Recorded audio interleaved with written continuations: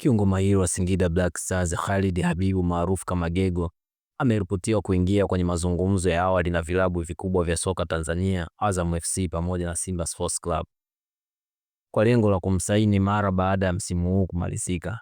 Taarifa zinaeleza kuwa mkataba wa Gego na Singida Black Stars umebakia takriban miezi 6, hali inayompa ruhusa ya kisheria kuzungumza na timu yoyote inayohitaji huduma yake kwa mujibu wa kanuni za FIFA.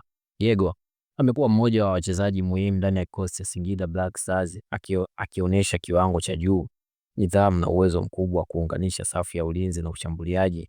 Uchezaji wake umefanya kuwa kivutio kwa vilabu vinavyopigania ubingwa ama mafanikio ya ndani pamoja na kimataifa.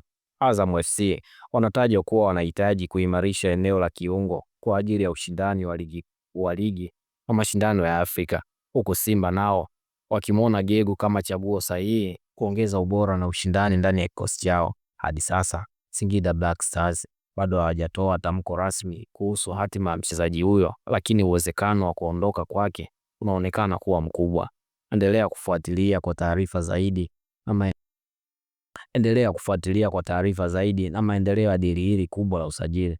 Usisahau kulike, share na subscribe ili kuendelea kupata habari za kimichezo zilizo sahihi na za kuaminika.